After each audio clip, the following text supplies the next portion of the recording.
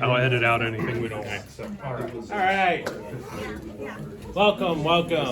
Welcome to the APIs and IPAs meetup, where we meet every month outside of some holiday months like 4th of July and Christmas. We talk about APIs and the world around it and enjoy some IPAs while we're at it. Before we kick off with this lovely panel, which we'll have them introduce themselves in a minute, the API and IPAs meetup likes to spread the wealth with the other meetups that we also either talk about or we see in action in just local communities. So heads up, next Wednesday here at this building, we have the 3C meetup to where they do code craft community. They come in, build real problems, work through and pair with senior developers and people who just want to get into tech. And then at the end of the month on Thursday, the last Thursday of the month, we have Ministry of Testing, where it's all online and they talk through testing frameworks and testing practices and so forth. And none of this would be possible if we did not have the lovely support of Leslie from Engage Partners, who sponsors this event. So we can have Leslie come up and talk about Engage briefly, and then we'll get to the panel. Welcome everybody. This is a new space for us. If you haven't been here, we just moved. So you're breaking it in. We are packed in here. I thought this would be a good space, and I think it's fine, but we do have a bigger conference room on the first floor. So if we have hosts back here in the future, we may just have it down there. Just heads up on that. Engage, who we are, we're a purpose-driven technology consulting company. So that purpose-driven, we're very serious about it. We're a certified B Corp, we're 100% employee-owned, which means we have pretty passionate, committed people who work here. So anyway, welcome. Bathroom, if you need it, is behind the elevators. So go back to the elevators and go around to the right. And I think that's it. Thank you. Wi-Fi's up there, but turn your phones on for the conversation. Thanks. All right. Today in the API IPAs, we're going to take a day in the life with the different roles that go into building an API or an API product. We have our product manager, James Nose, representing. We have our architect developer, Phil. We have our evangelist and solutions engineer of Megan Levy. And we have our security, API security, Cyan Perez. Then we have our amazing testing from Becky Ferguson. And we're gonna go through a series of questions with them. I'm gonna let them, introduce what, kind of what they do, what their role is, what it means to them, and then we'll kind of dive into the meat of it and hopefully have some spirited fights between them. All right, James, why don't you tell us, kind of what you do and, what is your role in API development? Yeah, perfect. All right, hello, James, product manager. Currently I'm working at a company, Augmato, which is a machine learning company, but before that I have 7 years working on the API program with a lot of the wonderful people in here at Kroger, and a lot of my role really as a product manager is around driving alignment, and that is with like either the customer and then trying to align that to what we're going to build, or stakeholder alignment. Nothing usually gets built by itself, so just trying to align the different groups to timing, similar to our API program that had 3 different teams, right? So constantly trying to align to make sure, hey, if we're going to do this and build this quarter, are you going to build the part that we need from you? And so a lot of herding. Honestly. Herding of cats. Yep. Always a fun job. I'm glad I don't have to do it. All right, Phil. All right, I'm Phil Lackman. I work for Engage Partners. You heard about us, but I have worked with many of these people at Kroger and other places. So if the architect hat is on, taking some direction from the product and saying, okay, we're going to build this, but what's the best technology stack for this? What's the network topology? What's going to be the throughput on this, how many people are going to be hitting it. So thinking about those things and designing those systems. Then with the developer hat, just executing on that strategy and, keeping it moving in a timely manner to be able to, hand off to the, through the rest of the program here. All right. Megan, how do you evangelize? How do you consult? So hi, Megan Levy. I am also in the Kroger API team, and my role on my day is essentially interacting with the internal Kroger teams who have finished developing their APIs and helping them to onboard onto the API platform, specifically through our Kong gateway, ensuring that they are meeting our standards, that they understand what tools are accessible to them, and that they can test and make sure that things are actually working before any of their users even hit any endpoint. And to parry that and hopefully protect your program, we have an InfoSec security specialist, Cyan Perez. Hey everyone, I'm Cyan. I work at P&G downtown. I started off on our offensive security team doing pen testing and red teaming, and then moved over to our application security team, or Secure SDLC team, now working with an API security tool called Akamai API Security, previously no name. It does two big things. It helps monitor runtime logs for our API team, so as people are using their APIs, it calls out potential vulnerabilities, and I help report those to them and help remediate those with their teams. The second part is called a dynamic application security testing module, where we actually give them the ability to test their APIs in non-prod to hopefully remediate vulnerabilities before it ever gets to production. And to partner with that, the user side of the testing, Becky Ferguson. Hi, I'm Becky Ferguson. I also work on the Kroger API team. Typically, we start out with, hopefully, we're API first, so we hopefully get our OAS spec for whatever APIs that are going to be built that we'll be supporting. And we've used that OAS spec to build out either automation or functional tests. Currently, we use mostly Postman to do a lot of our automation.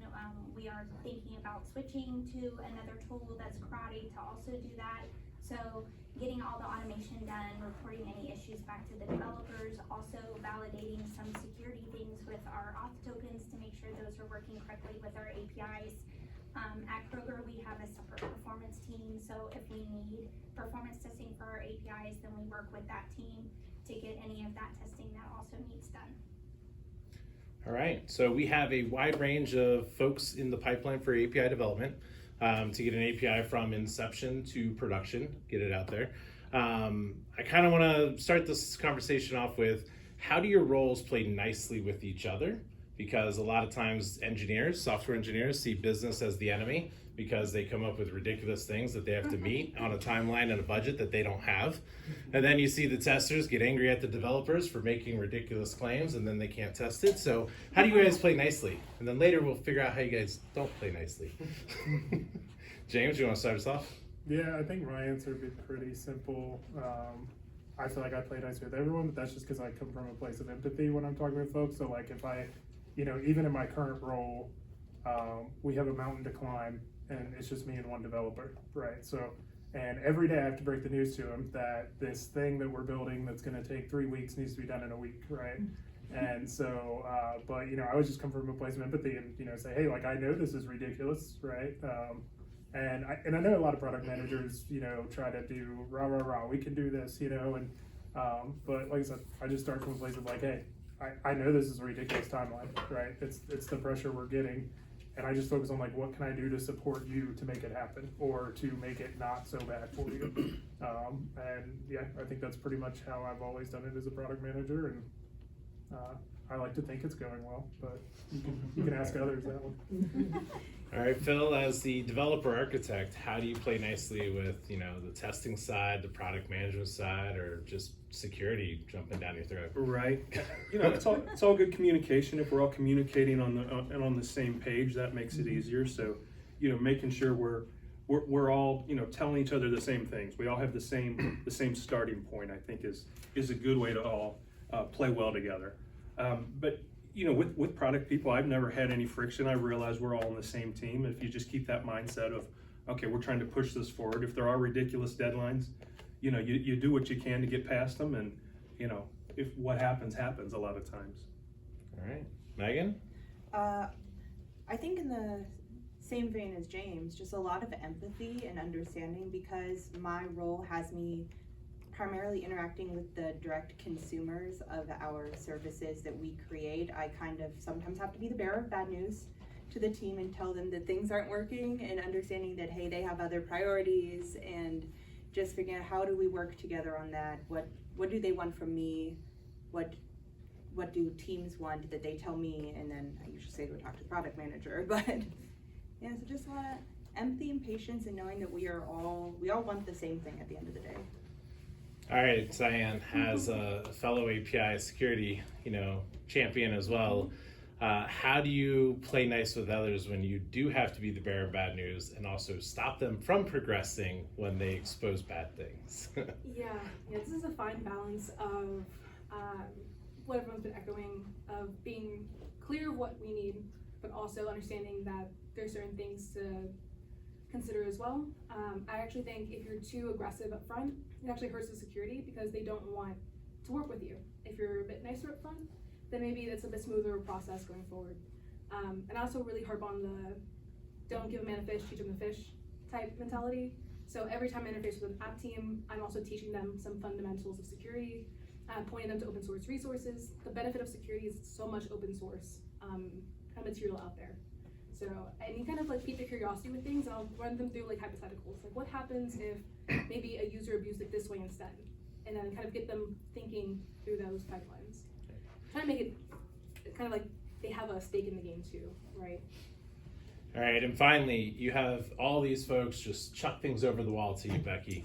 How do you remain friendly with them after all their decisions that they've made that made your impact so much harder? I kind of take the Jerry Maguire approach and the help me help you kind of situation, which I'm very lucky that all of the developers and all of the team members that we work with, again, like everybody said, everybody's trying to work towards the same goal. But it is unfortunate when you have to go tell a developer like this part in your code is broken or it's not working the way you expected. But a lot of the developers, like the collaboration, like for us, the thing I really appreciate is a lot of our developers are getting involved in the testing and getting involved with the automation.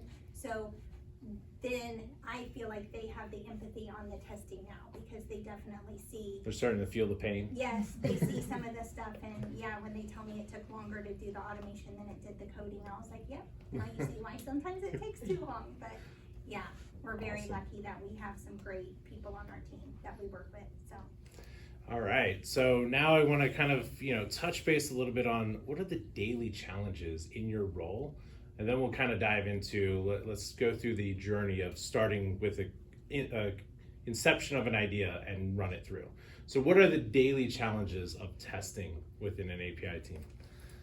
I think the daily ones are just, again, sometimes it's just usually there's not as many QA resources as there are development resources. So for us, it sometimes happens where like my testing column, I have 5 or 6 things and you can't tackle everything at once. So again, it comes down to working with your product manager to figure out what's the priority, which thing needs to go next, and try to get that off your plate. And also we've augmented that with developers helping with the testing as well. So yeah. All right, that kicks it over to you, James. As a product manager, you're testing, columns stacked to the gills. Your developers are sitting around twiddling their thumbs. What's your daily challenge? I've been there before. Right, Becky, Yes. we worked through it. Worked through it. My daily challenges, and it kind of depends on the context. So, like, I would say, like, my daily challenges today look much different than they did 6 months ago, going from a large company to a startup, right? So, but at Kroger, honestly, the daily challenge there, I don't want to say that I have daily challenges there, wasn't that challenging, but They have daily challenges? well, at Kroger, the daily challenges are we need this done sooner, but we've got 50 processes to jump through, right? So, The process and log. especially as like the PM who's supposed to kind of understand all this different process, that was probably the biggest challenge there. Was it just felt impossible to make sure that you checked all the boxes, but there's a culture of making sure you check all the boxes. Versus my daily challenge today is really just prioritization, right? Because we've got 50 things on fire that need to be done, and I have to constantly be deciding which one happens first, right? And So some are, a barrel fire, some a dumpster fire, some a forest fire. yeah, well, yeah, mountain fire, yeah, like like you name it, it's on fire, but in a good way, because like everything's on fire because we have huge demand and a lot of problems to solve, right? So, but again, at the end of the day, when you're in that situation, prioritization is like literally every couple hours it's a challenge for me, right? So. All right, Phil, on the development and architecture side, there's constant prioritization. Does that make you context switch? Where's your daily challenges? Yeah, context switching is a big one. Also, when you're in that switch, you're pulling that next story up. One of the things I found happens happens a lot. You look at that story and then you realize you didn't do enough digging when you were writing the requirements. So it's lacking some requirements. When you all were grooming that story, you didn't dig deep enough, or you thought you did, and then you get into that and you get into the reallys of it, and then it's like, oh no, here's these other questions. Now I have to go back. Now I'm stopped on this one, so now I have to context switch to another story, and maybe that's in a similar scenario. So, developer perspective there, architect perspective. At the early days, maybe, the struggle of, what's the easy path we could take versus, what's a path that might take a little bit more effort, but it will pay off better in the long run. So. All right. And from the consulting, engineering, and evangelism. Honestly, my biggest challenge is that understanding that I am very often people's blockers. I have to figure out prioritization on my end because I can only do one thing at a time, while also understanding that these teams are relying on me to get their work done, while also handling the fact that when a team is all of a sudden seeing a 503 coming back, they know my name, so they're gonna ping me, and we want them to ping me before, they trigger a P2, before they're paging everybody. So trying to maintain my work, get everything done, keep everybody as happy as I can, while also prioritizing these fires and putting them out as I need. All right, it sounds like the day in the life of API is firefighting. That's a common theme. And, going to probably the biggest firefighter, InfoSec. Yeah, here to the context switching and prioritization, like my mantra every day. But the one that's different from those, I was talking about the curiosity of developers and getting them to question things. That bites me sometimes. They'll ask, well, I get, even if it's a vulnerability, it's not in a standard. So do I really have to comply? You can't make me, can you? And then I say, oh, well, kind of, yeah, we have a vulnerability management standard that will still hold you accountable. But then also, back to the playing nice stuff, then you also have to put your people hat on, even if you're highly technical, and say, it's understandable, this is not us, blaming you for it, it's us working together. Here's also this other tool that I have to help you as well. So, yeah, also working with pushback quite often to rationalize every time you tell them to do something, which is understandable. Ask questions. All right. And now from the inception side of things, right? Let's start down the route of somebody comes up with a new idea. Is it the product management? Is it the QA that says, hey, what about? Is it the architect who has a vision in their mind? Who kind of wants to start first on how do we go from concept to production? What does it look like in your role, right? So normally we'd start with the product manager. Somebody comes to you, business or yourself or whatnot, says, hey, let's build this great idea. How do you take that and make it usable for the rest of the roles in the day, in the API development lifecycle? Yeah, a lot of what I do up front, which I think saves us a ton of time on the back end, is really try to deeply understand what problems we're solving first, and you'll hear people say what problems we're solving, but a lot of people just use it as a buzzword, I think, right? And don't really focus on the problem. It's more so just like, cool, what do you want me to do? But that's where I start. I'm like, okay, cool, what problem are we trying to solve, right? And work through as many of the details, as many of the requirements that we have from a consumer up front. So that way, when I actually do go and engage with developers, I'm bringing something to the table and not just showing up like, hey, they want us to build this API, right? Usually I try to come really well prepared so that way, once I start engaging with the other folks, right, I am showing up with something tangible that we can then look at. And then from there, they start then adding in their perspectives. And usually by the end, then we morph that into a deliverable that we can work on, right? So for me, it's always just bring something to do some of the work up front and bring that to the table. Okay. And it helps me work significantly better with everyone else and puts less stress on them because then they also understand what we're trying to accomplish. So you'd say that you come up with the what and the why, but you leave it to the team to come up with the how and the when.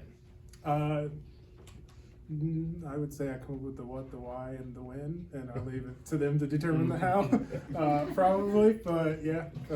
Okay, so you have the perception that you control when, but when security says no and testing says no, and everyone else says no, you're kind of up shit's creek without a paddle. We just implemented Stage, so currently Yeah. No. No. But Kroger, yes, yeah, Right. that does happen. All right, Phil. How do we get from he has the what and the why? How do we get to the how? Yeah, well, we'll start off with the ilities, right? We can dive into that. So let's think of the architecture of that's maintainability and extensibility, so that after we build it, when it breaks, we know we can fix it easily, or we can add features to it easily without rebuilding the whole thing. Testability, kind of in that same vein. Are we keeping an architecture that's very testable, not only unit tests, but beyond, okay? And then, kind of scalability. How many people are gonna be hitting this API? How big is it gonna be? How fast does it need to be? So, thinking about those things at the beginning of, how high do we think this will need to scale up or down or in or out? Awesome. And then, once you have the ilities kind of lined out and whatnot, how does the developer kind of get you outside of just coding, obviously, but there's obviously a rhyme or reason with development. Kind of what do you, in the developer mindset, focus on when developing a new API? A new API, maybe some gentle pushback with the architect to see if to see if those things are really doable from the development team. That's always been kind of a good communication right there. Just starting off, getting that scaffolded up quickly, so you can do something and failing fast, kind of in the agile way. Get something that maybe show that it doesn't work quicker than going down a path and having it fail spectacularly after there's been a lot of work. And that's a really good All right. point too that you brought. Like when you say pushback, like that's why I always bring something to the table when I come to these discoveries, because I want people to push back, because people are going to ask for probably way more than they need to solve the problem. So if I bring the problem and I bring all the asks, then you all can pick it apart in like a discovery to say, well, wait a second, if we're trying to solve that problem, do we really need all this, right? Mm-hmm. It really helps set scope. And honestly, I think setting an environment like that and being able to push back on each other is like critically important to having productive teams. So Yeah, absolutely. I really like how you phrased it. Yeah, and getting a good foundation in first, and then kind of building off of that, all your features. Yeah. So speaking of a good foundation, I've seen far too many times where developers have a good foundation, the architects think they're jiving, they throw it over the wall to testing, and testing just stomps all over it because they did not think all the extra bad paths, the unhappy paths. So, from your perspective, when does testing really begin on a new feature or a new API? At the very beginning, right? So working with James in the past, we do API first. So we really get those O aspects, or the first things that the developers usually develop first. So as they're coding, I can pick up that spec and start writing my test cases. I don't have to wait for the coding to be completed. And we do, I think, flesh out a lot of those issues up front, right? Because we'll find inconsistencies or issues within the O aspect. So again, finding those issues earlier in the process really does kind of speed things along, even though you kind of get those hiccups at the beginning. And then really starting the automation from the very beginning for us, because in using a tool like Postman, you can really start to build out those flows early on, even before things are working. Exactly like hitting it in our certification environment. Some other things we think about is like the test data. Like we have some things where you have to understand where the data is coming from. Can we get the data we need? Do we need to mock some data from prod or whatever the case may be? But yeah, I mean, we're very lucky in everything like that we're involved at the very beginning, because I think that really is helpful to have that QA person in there to hear those conversations and to be able to add any feedback for things that maybe other people on the team don't think about. Now, testing, you write one happy path, one negative path, and you're done, right? And a big part of that too is that I haven't touched on is once we get that automation in place is implementing our CI/CD pipelines, where we're building out those regression suites. So as things do come in, as things iterate quickly, we don't have to like manually rerun stuff. You just can kick off your regression tests that cover the existing, and then you just have to tweak the changes that are being made. So, yeah. And you mentioned having an SDET in the room up front. I cannot tell you how many times we were doing discovery and Becky's like, wait, what about this? Wait, what about this? Wait, she's like, I'm so sorry, but honestly, had we not defined or if she wasn't there to ask those 10 questions, then when everyone was doing development, they would have got to a point where they're just confused and it would have slowed everything down. So like, Becky is a rock star at asking all the questions up front, but it really does speed up the entire process. I still ask a lot of questions. I will say. That's quality assurance, right? Ask all the questions. I mean, we can only assume our users are smart, but we know the real state. All right, so Cyan, I know InfoSec and security is always an afterthought. Where does your role start in API security and with the API from inception to production? When does it really start, and when would you like it to start? I was about to say my dreams. Day one, of course. Even in like the designing phase, right? You're thinking about the security protocols. How's the networking going to work? When people use, you talk about like the amount of users you're going to have. Make sure you're rate limiting correctly. Working with your gateway, whether you own it or some other team owns it, to get all that squared away. And then of course, ideally they're looking at things like API security standards to make sure they're in compliance in advance when they design it. Sometimes they don't. There's a lot of standards they have to comply with. So when they get to us, we also make sure that they're in compliance, and if they're not, communicate how and why, how to gain compliance. Things like their authorization. Hopefully they're not using things like basic auth, but instead like OAuth 2. Logging and monitoring, make sure they're not logging sensitive information. All the fundamentals. Now, you mentioned something interesting. Once they're, they go through the gateway to get to the API. I mean, once you're behind the gateway, who cares, right? It's HTTP, no security needed, right? The great firewall's there. I'm being facetious. It's a lot of people do believe that in the industry, and that's a really sad concept that we do have to fight so hard to get people to understand. You as the API development team also need to protect your stuff, defense in depth. Yep. So when it's us, understand that realistically, they might not be in compliance with everything, but we're like the last guardians before you hit production. So if we say you're good and you're not, it also looks bad on us. So we gotta be thorough. So what do you see most often overlooked when it gets to you? Is there one thing that stands out? I'm not the security architect, so I'm not personally processing kind of like review requests, but when I see like in production, a lot of silly stuff, PII and query parameters or authentication. Sometimes they're letting their JWTs expire for too long. They're not enforcing sanitization and validation on all of their endpoints, maybe just some of them.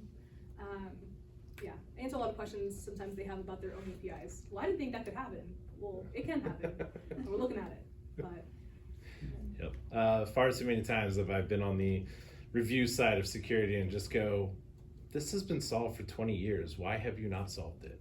Things like SQL injection, you still see it today. It still happens. Every library solves it, but you still see it. So, all right, so we have security. They ideally like to be in day one. Realistically, they're the last mile, right? Now, before we get to that last mile, there is one last stop, one stop that people have to get to, which is make it available. So from your perspective, when would you as an evangelist and solutions engineer to really connect the overarching company into using these APIs, making them reusable, following the standards, when do you see yourself in the role or in the process pipeline from a idealistic state, and then what's the realistic state? Personally, I don't really want to hear from them until they've already pretty much done setting up their lower environment, their stage environment. But I also, thinking about it from a more evangelizing perspective, we have really well thought out, really well documented documentation that does API design. It does go by the API first. It talks about the zero trust model, and they should be reading that. They should be going from the very beginning on that. So they should be interacting with our documentation, with our services from day one. But for me, I personally want to be there when they want to test what they have so far. I want to be there when they're ready to say, let's get through the gateway and stage and see if this is working, and then I will work with them once they are back in production, and then I want to send them off. I want to push these baby birds out of the nest with a good understanding that they know what they're doing. Oftentimes that's providing them with access to the kind of logging that we offer, making sure that it's always making sure that they can hit all their routes, that everything is good and that they have tested it and just making sure that they also know who to reach out to if there is an emergency. So, to summarize that, you want everyone to know of your existence, but not really contact you until they've, kind of conceptualized and even got to some prototype of what they think they want, and then reach out and say, hey, did we meet the mark? Yeah, basically. Okay, all right. So, developing APIs, if you just look at it from a semantic perspective, we can AI generate these, we can leverage all kinds of tools to spit these, database as APIs out there, but is an API just your database as JSON? James, what's your thought on that? From my perspective, Yeah. sure. Sure. So why not just expose the database safely? Yeah, fair enough. No, I think there's benefits to it.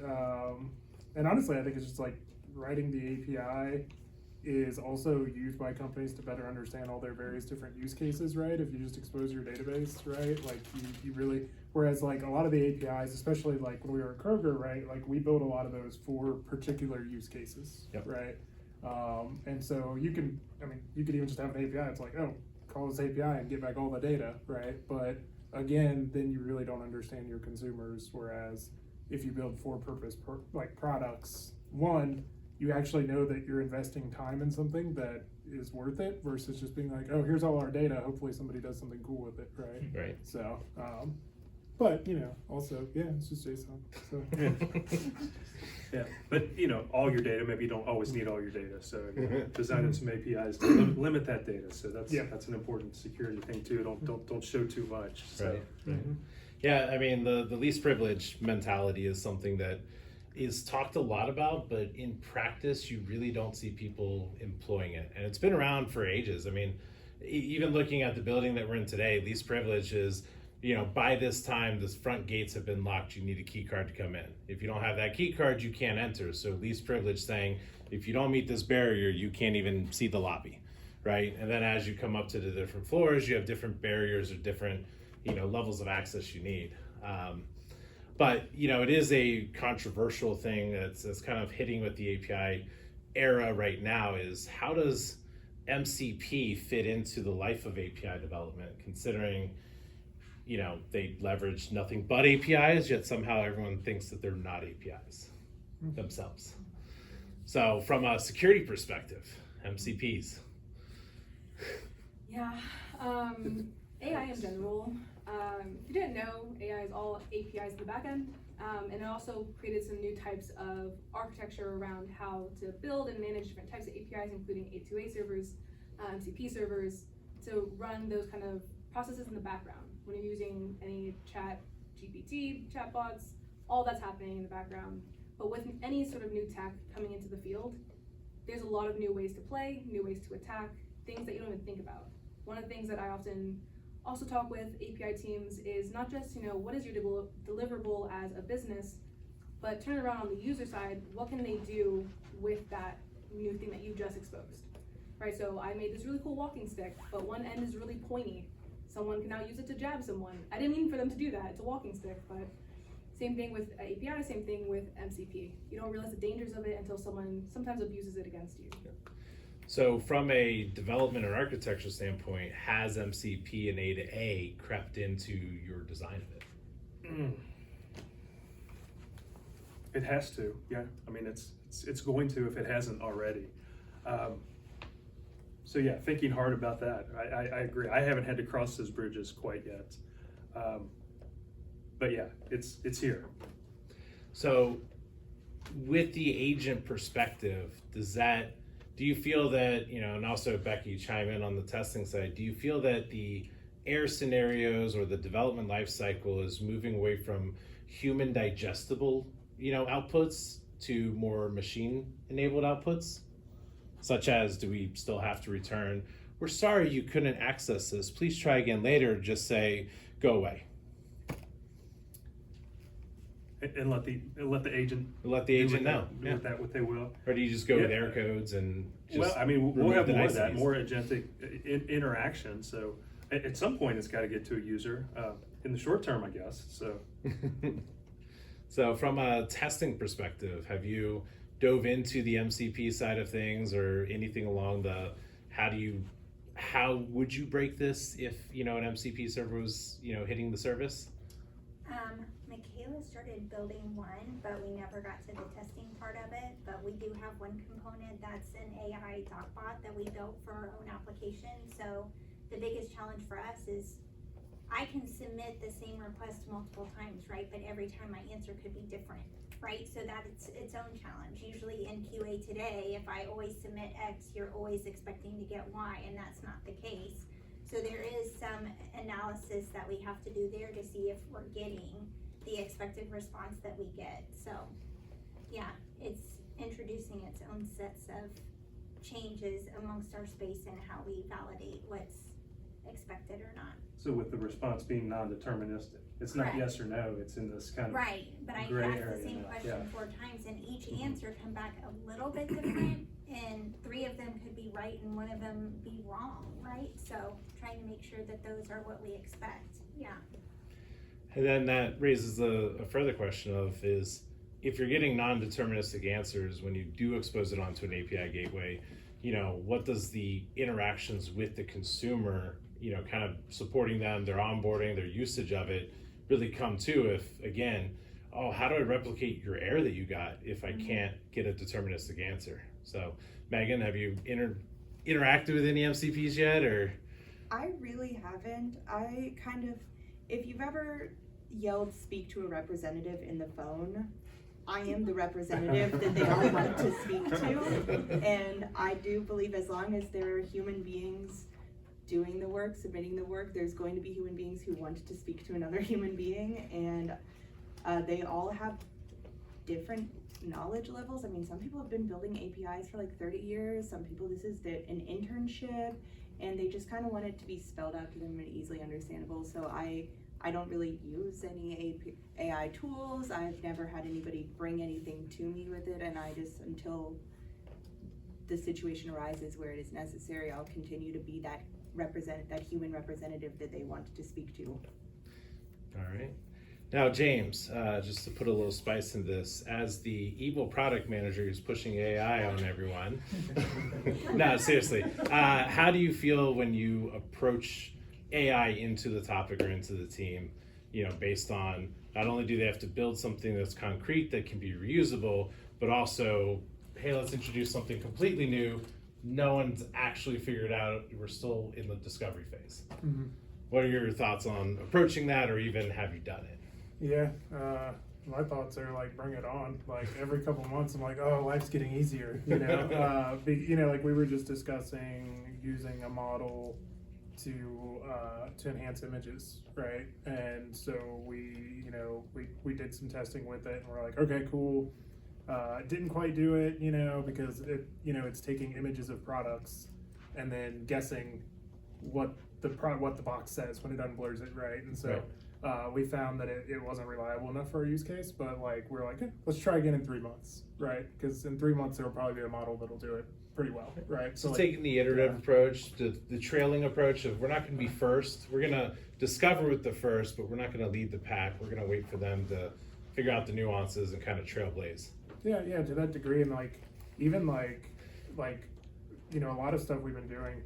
The developers come to me and they're like, hey, I want to try to do this with this model. Hey, I want to try this, right? Like, hey, I think we could do it with this, right? So it's a lot of discovery, but it's not necessarily coming from me, right? Like a lot of times it's coming back from the developer because they are a little bit more exposed to it and they see a lot more of the benefit in it, for them. But then the ideas they bring to me, I'm like, oh my God, that would make it so much better for the customer. Let's do that, right? So it's they're bringing it from just hey, I think this would solve a technical problem, but then what they're bringing to me, I'm like, oh my God, that solves so many problems for the customer. So I don't know, I'm kind of bullish on it though. So in those conversations, does cost come up? Because if you have APIs hitting models, they're gonna exhaust some tokens. So you have to think about these these things that we haven't thought of in the past, maybe. Okay, you can rate limit it, but how do you limit the token usage? Mm-hmm. I mean, that actually segues into a really good question. How does the day in the life of all the different roles think about cost? Because there's cost from the development of it, of you want this crazy feature, well, I need to spin up Redis servers, I need to spin up this, I need to spin up this to meet the maintainability, the scalability. But you also have like, what's the time and effort to do that? What's the market that we're leaving behind? So from, I'd love to hear each perspective of, does cost come into the equation throughout the life cycle? Do you care in your particular role, or is it something that you just go, well, I report up what I think it's going to be and someone else handles it? Yeah. I mean, I can start, from the architect role, it's the first kind of obvious one is the cloud cost, right? If you're spinning all this up and it's scaling out or up, you've got to have a handle on that from day one, or it's gonna be a budget buster. So, just some careful analysis of like, okay, which database do I need? Which, how big of a, how much CPU do I really need to do this? How often do I need to scale up or out, or in or out, or up or down? So, just thinking about those, and then doing some monitoring too, making some monitoring tools, make sure it is falling within those parameters that you thought it would. Yeah. Okay. Go ahead. Megan. Sure. When I think about cost, I think more of the cost of the one's time, and making sure that the developers aren't wasting their time, that I'm not wasting their time, that they don't have to, like I said, they don't have to come back and say, hey, all of a sudden this isn't working, and put in a bunch of effort to do troubleshooting and sit there with their services are failing, they're losing money actively. So I do think about it from that perspective and try and be very cognizant of their time, because time is money. Yeah. So with the concept of time is money and thinking about the cloud costs, James, as a product manager, how do you justify the cost to upper leadership? Yeah. Well, and it depends too, because like cost is funny, right? So like at Kroger, I just didn't worry about cost. I'm like, oh yeah, somebody else is paying for our cloud usage, right? Like honestly, it's I mean, like, at P&G, we've seen some other things where people are like, oh, it's 10 grand. It's like, oh, that's a drop in the bucket. And I'm like, that's a lot of money for this. I mean, not even a drop in the bucket, but like when at Kroger, it's like, well, somebody will come yell at us when our cloud cost gets too crazy, right? Yeah. So let's just keep working through it, right? But then like where I'm at now, right? Like cost is really built into it, and so like we're really results oriented, right? So like basically nothing we do doesn't start with here's a result that we need to accomplish, and then we lead into it from that, and so like one of the things that we did was we set essentially like a maximum budget per retail store that we deploy to, right? And so like, okay, cool, it's $1,600 per store as an example, right? Like our total cost can't go over $1,600 per store, and that includes infrastructure, that includes any type of labeling time or QA work or anything like that, right? So like we just built that in, so now every time I'm thinking about stuff, I'm like, wait, okay, what's that going to do to the cost, and is it going to put us over that $1,600 per store? And so like it really just depends on where you work and how they approach it. Like is focusing on cost built in, right? Like where I'm at now, Right. It's a number, and if it goes up, someone's going to be like, hey, why is it over 1,600, right? Whereas at a large company, like I said, I don't think I ever thought about the overall cost of the solution ever. So. Now, out of curiosity, since you've been at a large and now you're at small, do you find that transparent cost is actually driving more creativity or less?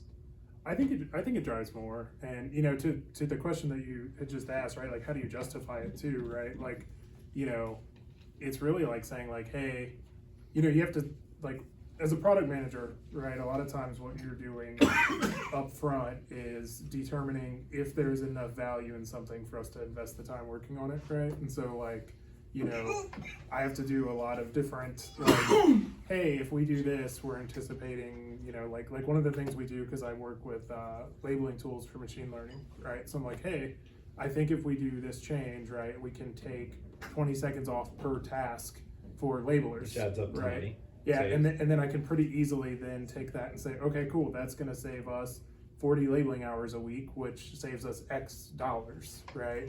And so then we have a really solid idea, assuming that we meet the target that we set, right? Like of what that's going to do for the company and the impact it's going to have on that cost that I talked about, right?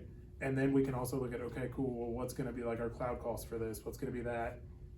And then it works out where you can just very, very clearly see if there's value in it, right? But like, like at Kroger, I'm like, oh, look at the value of this thing, and then we just never talked about cost, right? So like, I don't know, we might have built some stuff where the cost was actually more than the value. That's very possible because we didn't talk about cost. Whereas, you know, where I'm at today, it's very much like, It's very much in your what face. is the you know. value, what is the cost, and do those things work out? Yeah. Now, cost is also a fun thing because there's the unknown cost of the potentials, such as I believe the current average is $4.6 million per security breach. Yeah, so how does cost come into your mindset as security side? There's a few places I'm thinking of immediately. The first and kind of most immediate on my mind and going through it right now is whenever you have standards, especially security standards, you have to justify first line impact. So if I'm gonna require all API teams use OAuth 2 for some reason, then that might have a cost. If they have to go back with the developer, spend time, spend resource to upgrade it, can that be justified? Is the risk, if they don't do that, more, 4.6 million or something, than that cost? Another thing, in more the preventative space, is the tooling. So I own a tool, there's other tools that we have that maybe we cross-charge within the company, which I know sounds silly, but we do it. And maybe teams have to pay to use tools within our suite. You have to justify that to their own managers or in their own team's budget. And then there's reactive things. So vulnerability reporting. Maybe I report a critical vulnerability or a high, let's say, and it'll actually delay production launching. So then that's a business impact, that's a cost impact. And the greatest thing, of course, is incidents. So if anything comes to you with an incident, usually you're remediating it no matter what cost it is. And then the question really is afterwards, how do we mitigate that cost going forward? Do you have an incident response plan? Do you have good logging so incident responders can use that? So both preventative side of the house and also reactive for security costs. Do you ever find it difficult though, like from a security perspective, like you mentioned, like, oh, we've got to put all these plans in place up front that in and of itself has a ton of cost, right? But then it's hard to justify that too because it's kind of like a chicken and an egg, right? Because you're like, well, if you do all that cost up front to have all these plans and to make sure you're doing security, then you're never actually going to see a negative effect, right? So like, you know, like I've actually found like, at least at like Kroger, it's like, oh, well, whenever there was a breach, all of a sudden money was flowing into CIS, right? Like all of a sudden they had the big budget, right? And then over time that would start to go back down. And then as soon as there's a breach again, it's like, oh, nope, give them all the budget, right? I mean, sadly, that's the game that I see in a lot of places. I mean, there's even folks that run PCI, you know, compliance where they process credit cards and payments, and they'll take the PCI fine all day long just to not do the compliance and the audit because that costs their team more than the yearly fine that they get for being non-compliant. But I will say, at least luckily HIPAA, which is our medical stuff, most people don't mess with that one of just foregoing it because those fines will shut down companies. So we do have one saving grace there, but a lot of companies do weigh that risk and will take the $4 or $5 million hit just to move faster. And there's a silver lining. We know that in the industry, security breaches have been increasing at an exponential rate. So way back in the day, it was like once in a while a big breach. Now it's becoming so frequent that now it's People don't eroding at care. that idea. Well, also on the converse, some companies are like, well, I can't handle 20 breaches in a year. Now maybe I should mature my security pipeline in the beginning and invest a little bit here to at least mitigate it. So I'm only paying for 5, right? So there's some like compromise that's happening across the industry, but ideally in a perfect world, you just invest in the beginning and you have less to worry about later on. Well, if you do your job really well, right, like there's never like a justification of the cost, hopefully, right? Right. Like, Wow. That's the really good point. A big part of security is just like, if you do it well, then it's, well, this is what it could have been. And you run that risk of them then decreasing your budget because, oh, everything's going well, right? Yeah, and that's sadly I do see that often is if a team's operating, even from the development side, hey, you have 10 developers, you're meeting all your deadlines, this and that. Well, maybe you don't need 10. Let's give you, 6 and see how well you do. And then they slowly lose people and then they're no longer as efficient. Same with the testing side. I mean, we heard earlier that testing usually has, 3 to 4 QA versus 20 developers. There's an imbalance along these lines. It's cost is something that a lot of folks are, out of the loop on because at a large company, you never see it. At a smaller company, it feels like it's yours, right? You have to really invest in it, really hone into it. So how are we on time? So we got time, it's Okay. 5 after. All right. So I kind of want to go through, we talked about the inception, we talked about some of the development stuff that we have to go, talking about the utilities, maintainability, scalability on that. I really want to know from each role, what is the expectation of the other roles to make your job either easier or at least you come out in the end with a good product, such as, as a QA, what do you expect the developers to do for you? What do you expect the security to do for you? What do you expect, progressing onto the API platform to do for you, in the sense of how do you intermingle, and if they don't meet their expectations, how angry do you get? Yeah, nobody likes to see me angry. I think our teams do a really good job. A lot of the features that I feel like we've implemented recently actually support Megan and the work that she does. So we have had tendencies in the past where we've implemented a feature, and when we circle back with her, it wasn't exactly what she wanted. And it's just like making sure you do those touch points along the whole way to make sure that what the developers coded is what we want, and then that's what the product owner asked for, and it gives the feature that we thought it was gonna be, all the way to the end. And then really for me, the big thing that I think about, because we do have like a UI component on top of our APIs where we support our internal teams, is I always try to take that step back and say, okay, if I was a developer on my product, would I know how to use this feature? Does this make sense to me? Do we need documentation? Do we need something else? And just trying to bring that other perspective into it as well, so that we make sure we're releasing what people will actually want to use in our product. And I can go next. To sum it up in one word, I'd like clarity, right? From a lot of roles, right? From the product, it's like, okay, let's really break this down into its smallest pieces and determine what it is we're really. You said it before. What problem are we trying to solve? What are we running after? Let's find that. Let's get some real clear requirements. From security, if there's a security tool, let it be clear on how I'm supposed to use it. Whether that's more documentation or just an easy to use tool, or someone I can ping something by. And even, the communication between developer and QA, right?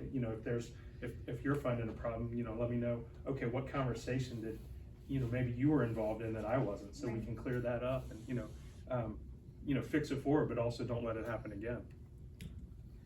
I think the thing that I want most from everybody is to listen to me when I bring something, because I am interacting day to day with the consumers with the users of all of our tools.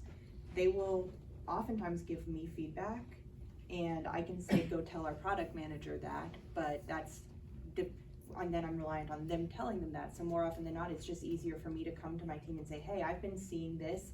These people have having been this problem, or I like to joke that I'm really good at finding bugs in production.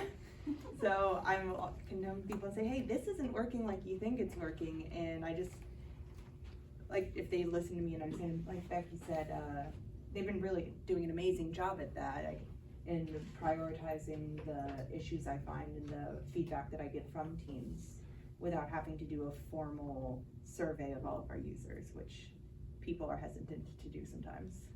So I do want to circle back to this to give you a little teaser on thinking about is, how do you act as the funnel from the consumer side to giving those kind of feature requests and whatnot? And, along those lines to giving those to the product managers, do you just give everything back that they've given? Because, user feedback can be very good or very repetitive of the same issue over and over, which you're never going to fix. Kind of how do you handle that? But before we get to that answer, Cyan, from your perspective, what do you expect out of everyone?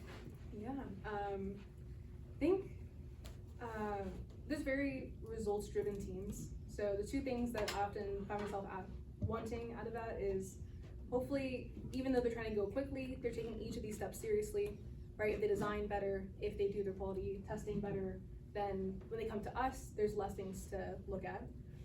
But also there's a cultural issue sometimes with security and the teams themselves when it comes to feedback loops. So sometimes they're so worried about being compliant that they forget to bring that feedback back to us. But also this process is really hard, and we need you to make it easier for us as well. Even if I have to do it, could you help us meet us in the middle here? And making sure that we make it a comfortable enough environment for them to feel good giving us that feedback. All right, so shortly after we get the feedback from the consumer side, love to know how you take feedback from the InfoSec side when you hear a lot more complaints than you do, substantial, like, hey, it'd be really great if, I could help you make it easier. So from the consumer side, how do you take that feedback and distill it, prop it up, sell it? I mean, how do you handle it to the product managers of many APIs? It kind of depends on what the issue is. If there's, for example, if I am doing something with our gateway UI and I find a bug, I just ping somebody and I say, hey, can I show you this? And then I walk them through it. And then I trust that they'll do with that what they will. But if it's feedback from a user, I'll usually take screenshots, or if it's a chat that I can add the PM to, I'll add them to the chat and just try and say, hey, this is a repeat problem. This person's told me this person's told me this person's told me this, and just try and continue to harp on it. And I'll admit I'm not always as great about bringing back the good feedback as the bad feedback, and maybe it would be better for morale if I also brought back all the good feedback I get, and I can definitely start doing that. So I can own up that I'm not as good about bringing back good feedback, but generally the feedback I get is either no feedback or, hey, this could be better. So when a customer or consumer, gives you the same feedback, or multiple consumers give you the same feedback, you tell it to the product manager and they're just like, yeah, we're not going to deal with that. How do you stay persistent? Do you just file it away as like, oh, too bad, so sad, here's a canned response? Or you just gotta just be persistent and say, hey, this is a real problem. Continue to bring it to discovery sessions. Create a ticket. Get with the documenting the problem. I don't always have. I'm not a developer. I don't have the development solutions off the top of my head, but to come up with some kind of that's when I usually will get with developers and be like, hey, this is the tool you've been building. Can you help me help you? And just continuing to harp on it, because I'm not going to stop hearing about it. Right. So find an ally. Find an ally. I mean, we're all in this together. Like, we all have the best intentions, and people don't want to hear that something they worked really hard on, that a tool that they put in a lot of hours to build is bad. People don't want to hear that. They want to know how, they want to make it better. They don't want to hear that. So it's interesting too, like how you said it around bring that back to the PM, because even going back to the previous question, tying into that is and I'm gonna go totally off the rails here, so unpopular opinion probably, but I think over defining roles actually kind of breeds complacency in bad ways, right? So my expectations for the team, right, is, hey, we have this product team, right? Our job as a team is to make this product successful, right? Like that is our goal. We have a shared goal, and we hired and staffed people so that we had a appropriate variety of specialties, right? But at the end of the day, I'm not going to judge you based off of what your development was. I'm going to judge you based off of, did you put in the effort to the best of your abilities and your skill set, do everything you could to make this successful, right? And bringing feedback is part of that, in my opinion, right?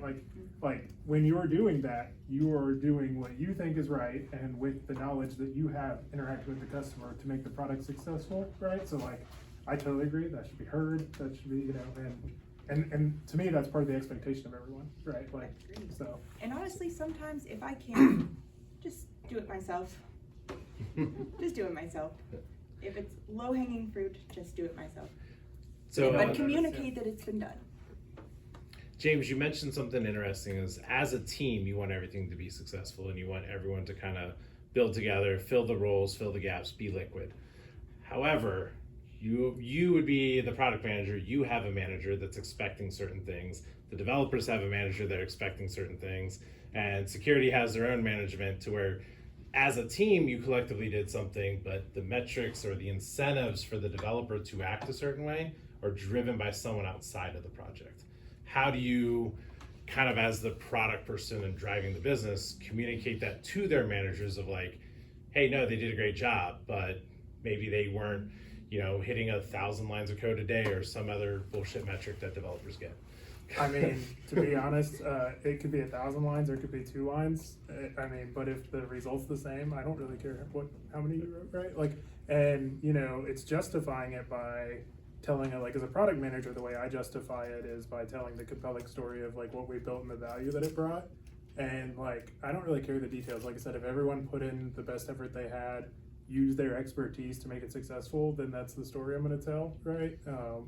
And you know, celebrate what everybody did for it. And So it has that voice from the business side. It does seemingly, at least in my corporate life, and people's corporate life could be different, is it sings more than having the developers speak up like, oh, look at all the value we provided versus, you know, the business side. Do you champion to the other team members or their management of like, hey, this is what we did? Do you champion up for them? And yeah, as a product manager, how do you handle the fight to not just cheerlead and placate that side, but actually celebrate the wins, celebrate the value? yeah.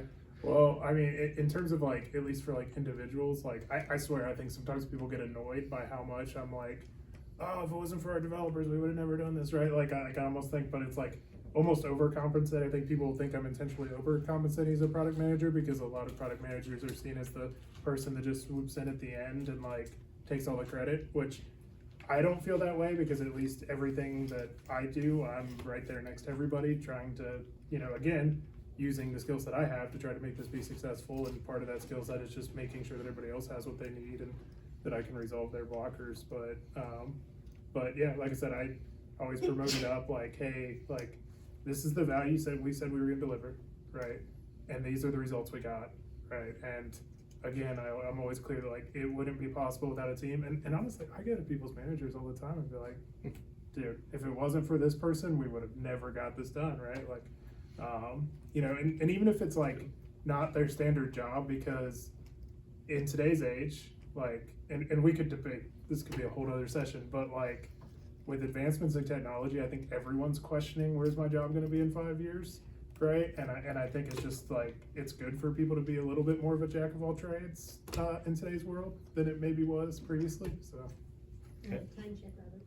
Maybe some Q&A before we Right. get there. Yeah, I mean, you guys have any questions for, you know, pick a role, pick a state of mind, pick a person, pick on them, I mean, whatever you want.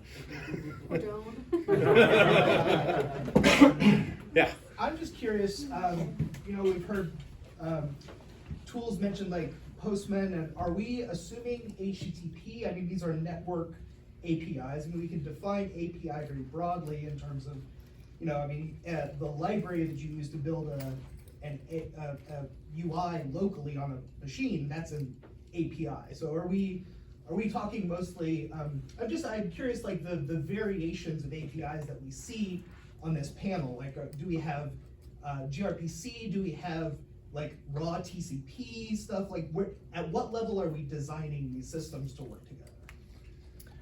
Yeah, I think all the above. Recent projects, you know, HTTP, you know, being hit from the outside, but then communicating to a gRPC layer.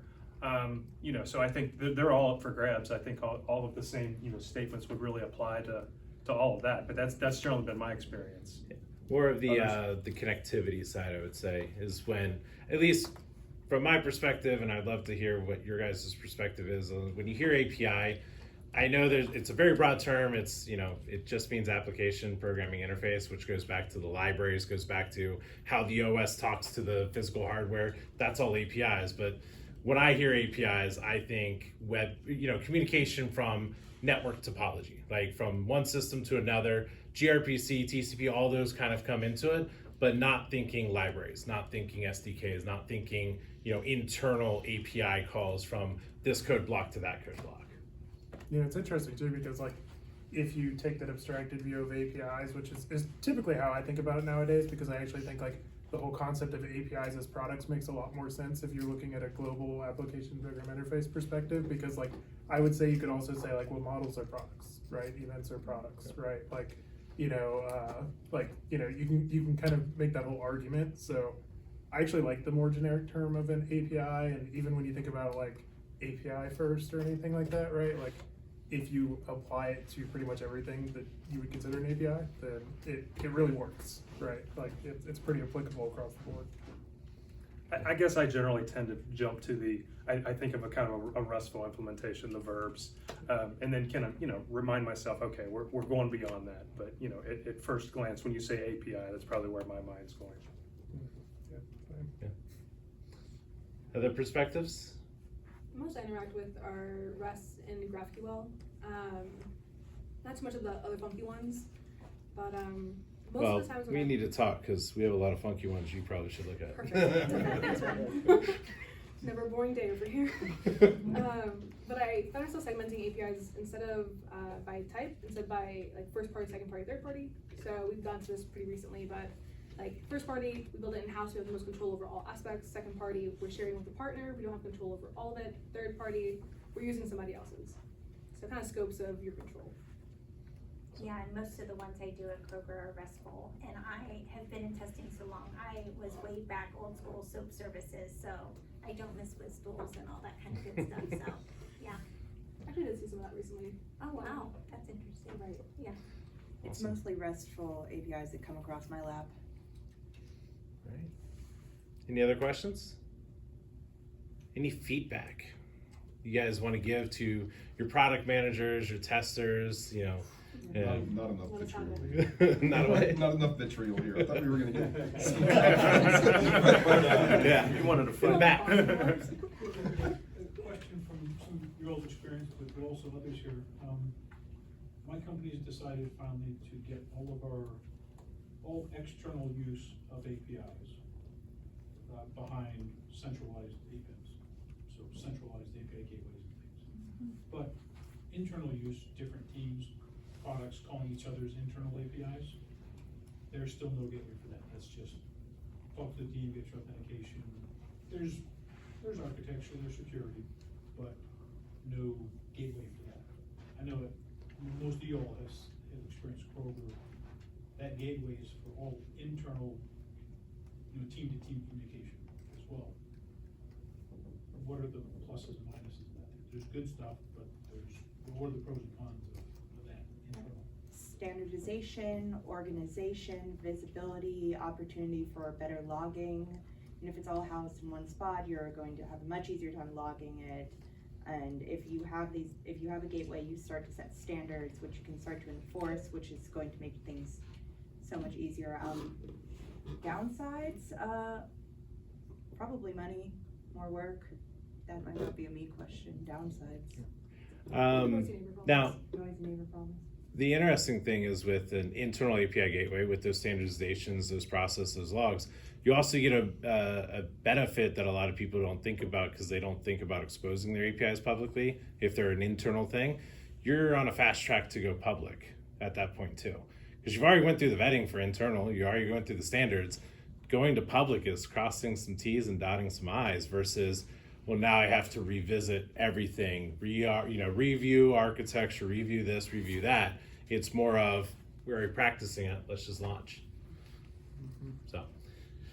Yeah, I think there's a lot of benefits too, like even just from like you mentioned, like monitoring and like visibility, right? So just like having a consistent way to like log traffic, but then also like having a consistent way to troubleshoot, right? Because like I know like there's some services that it could just fall over and they could be getting a 500 and you're only gonna know because the customer reported something on the front end isn't working, right? Whereas if you have that monitoring going through a gateway, you can actually get alerted that there's an issue before customer finds it, right? And so like, and APIs are something that like people like put like at least used to. They put like minimal effort, right? Like very minimal effort. They're just like, we need to get data from A to B, right? And we were told we need an API, right? So like, they're not thinking about the monitoring, right? So like, I can't tell you how shocked you would be to like find something broken and like on a big name website, and they probably have no idea, right? But with that internal gateway, you can start to see those errors flowing through, and so you can have some monitoring there that you otherwise would lose. Yeah, for a non-trivial application, I'd say there's very little downside. Go ahead. No, Mike has something. Well, one thing I was gonna say, I think we found at Kroger that it's a central place to go find where functionality is built, because I think we found there's like Discovery. 6 teams doing the same thing. And by having it on one internal gateway, it's a central place where people can find, oh, this is already out there, I can use this. instead of having like 6 different teams build the same thing. And your security team will love you if you can get an internal gateway. I was gonna say, my tool operates by sitting on gateways. So if APIs don't run through one, it's a lot harder for us to find them and make sure that they have visibility during runtime as well. And also, like, you make hybrid approaches. You could have like, I guess talking about just for internal APIs. I mean, we crossed the conversation at one point about tapping the network lines in Azure for our ecosystem, and then we saw how many petabytes of data and said no. But a gateway would solve that. You'd have it all funnel through one spot, not consuming from everywhere.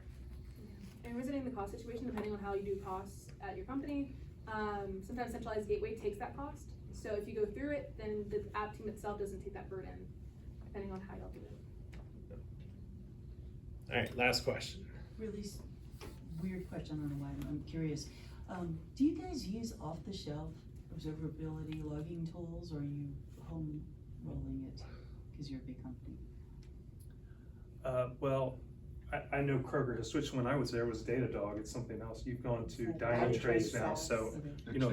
But off the I mean, when I was there, it was Dynatrace, and then moved to Datadog, back to. Well, now it's Dynatrace SaaS. A little bit different. So yeah, I mean, there's off the shelf. I mean, there's some homegrown tools at other places as well, but I would say largely enterprises are using something off the shelf in that category. I think Stephen nailed it. It changes. Yeah. It changes. And I would say that especially like there are off-the-shelf enterprise solutions even in the clouds that are offering like CloudWatch and so forth.